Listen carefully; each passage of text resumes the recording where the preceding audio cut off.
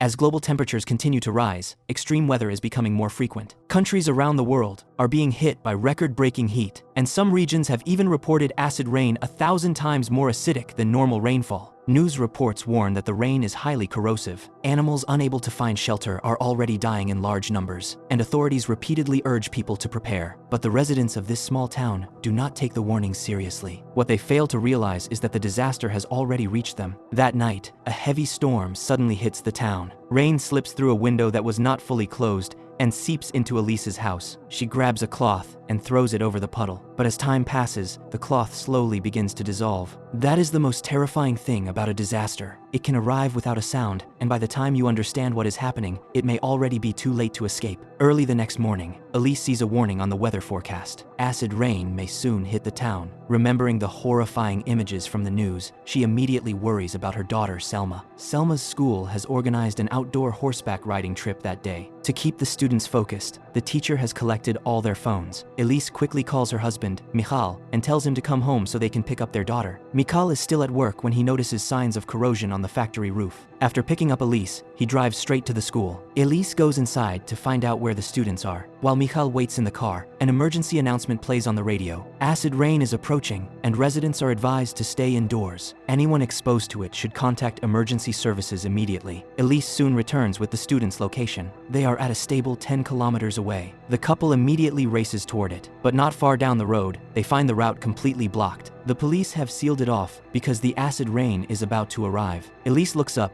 and sees a huge wall of black clouds moving toward them. Michal becomes even more desperate to reach Selma. He gets Elise back into the car, floors the accelerator, and cuts across the wasteland beside the road. Meanwhile, Selma is walking through the woods with her horse, unaware of the danger. Suddenly, two terrified horses come charging toward her. White smoke rises from their bodies, and their skin is covered in horrific burns. They have clearly been caught in the acid rain. The students who are riding them are nowhere to be seen. Realizing what is happening, Selma turns and runs. The deadly rain follows close behind. Everything it touches begins to smoke, as though the storm can burn through anything in its path. Michal reaches the stable first, but no one is there. He begins shouting Selma's name. At the same time, Selma hears her father and runs toward him. The acid rain is only seconds behind her. Michal finally grabs his daughter, and the two rush into the stable just as the storm hits. Had they been any slower, they would have been caught outside. But before they can catch their breath, rain begins leaking through the roof. The stable is not safe either. Fortunately, Elise arrives with the car. Michal finds a large sheet of canvas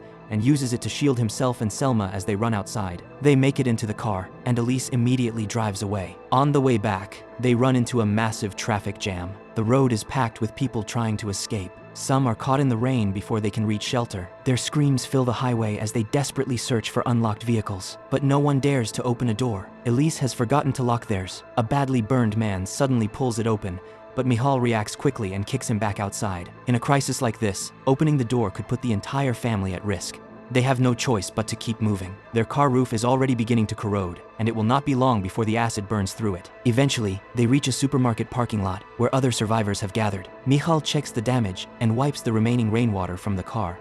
Elise covers the roof with a large piece of fabric for extra protection. By the time they finish, the storm has stopped. Bodies are scattered everywhere, blackened as though they had been burned in a fire. Elise learns that her brother's area has not been hit. She decides they should try to reach him, but the roads are packed, and their progress is painfully slow. Eventually, the damaged car breaks down. With no other choice, the family continues on foot. As night falls, they decide to find somewhere to rest. Before long, they come across an abandoned house. A birthday cake is still sitting in the living room. The owners must have been celebrating when the disaster began and fled in a hurry. They did not even take their pet cat. Michal considers drinking water from the tap, but he is afraid the supply may have been contaminated. When he sees the cat, he fills a plastic container with water, planning to test it on the animal. Selma is horrified by what he is doing and pours the water away. Later, Michal returns to the kitchen and finds that the plastic container has become badly warped. The water is clearly contaminated.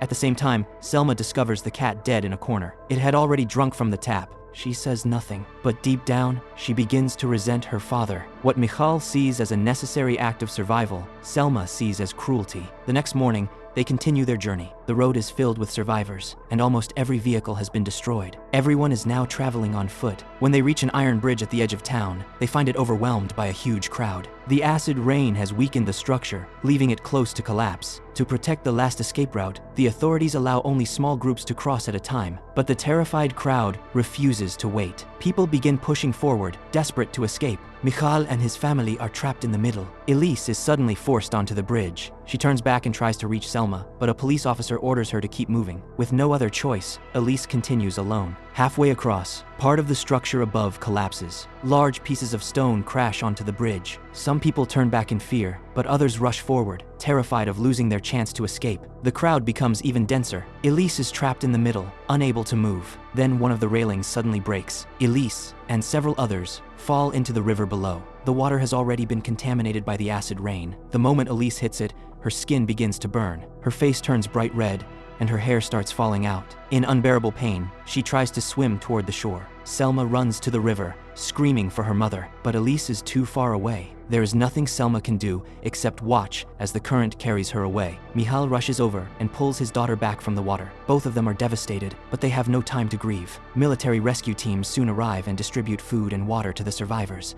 For the first time, the refugees see some hope. They are loaded onto military trucks and taken toward a shelter. But when the convoy reaches a mountain road, the vehicles can go no farther. Everyone is ordered to get out and continue on foot. Then a cloud carrying acid rain begins moving toward them. Thunder shakes the sky. Large drops of rain start to fall, filling the air with a sharp, acidic smell. Panic spreads through the crowd. Everyone begins running. Selma's legs soon give out, and she collapses. Michal pulls her up and supports her as they search for shelter. Just before the storm reaches them, he spots a cave entrance hidden beneath dry grass. Father and daughter crawl inside and narrowly escape the rain, but acid water begins seeping into the cave. Michal leads Selma farther underground until they reach a wider, safer area. They remain there in the darkness, listening to the rain outside. When the storm finally passes, they emerge from the cave.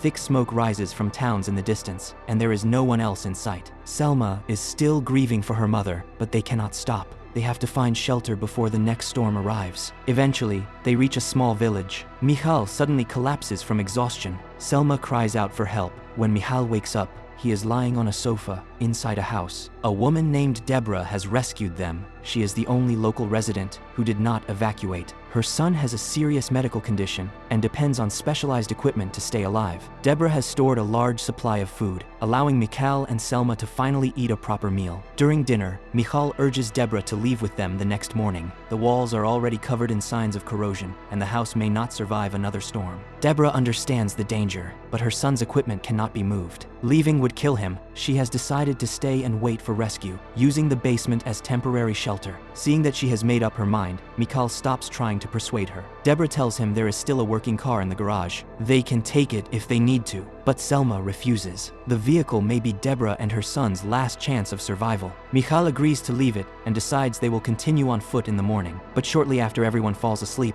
another violent acid storm hits. Rainwater pours through cracks in the roof and begins eating through the floor and furniture. Michal wakes up and runs to warn Deborah. He pounds on the door and shouts that the house is about to collapse, but Deborah and her son are asleep in the basement and cannot hear him. Acid water begins flowing down the stairs. The roof starts to give way. In desperation, Michal drags Selma into the garage and puts her in the car. Then he drives away, leaving Deborah and her son behind. As they leave the village, Selma accuses her father of being heartless. Deborah saved their lives, yet Michal abandoned her. But Michal is focused only on getting his daughter beyond the storm. He does not have time to explain. Because he does not know the area, he soon drives into deep mud. The car becomes trapped. Selma continues blaming him, and Michal finally loses his temper. He shouts at her, then gets out of the car to calm himself down. Overwhelmed by guilt and helplessness, he sinks to the ground and begins to cry. Selma cannot bear being shouted at. Without telling her father, she angrily leaves the car and walks away. Then Michal notices corrosive water pouring from a nearby drainage pipe. It is quickly surrounding the vehicle. He rushes back inside, only to realize that Selma is gone. Selma has not gone far when she notices the danger. The ground is already covered in acidic water. In a panic, she climbs onto a nearby tractor, but the water keeps rising, and the tractor begins sinking into the mud. Michal hears her screaming and tries to drive toward her. The car becomes trapped again almost immediately. He has no choice but to continue on foot. The acidic water burns his skin, but he forces himself forward one step at a time. When he finally reaches Selma, she climbs onto his back. Michal carries her toward the car. Their combined weight causes his feet to sink deep into the mud. Every step sends terrible pain through his body, but he refuses to stop. Through sheer determination, he manages to carry Selma back to the vehicle. Then his strength gives out. Badly burned and completely exhausted, Michal loses consciousness. The next day, a military search and rescue team finds the dying father and daughter. Both are taken to a shelter and narrowly survive. There, Selma suddenly sees a familiar face. It is Deborah's young son, but Deborah is nowhere to be seen. Michal survives, but the damage to his legs is too severe. Both of them have to be amputated. In the face of nature's unstoppable power, humanity's struggle seems painfully small. The disaster cuts through the fragile shell of civilization and reveals just how vulnerable the modern world truly is. More than anything, it serves as a warning. Protecting clean air and water requires real action. Nature must be treated with respect. Protecting the planet is not an empty slogan. It means protecting the only home we have, not just for ourselves, but for every generation that comes after us. Because unless we act, the suffering in this story may one day become reality.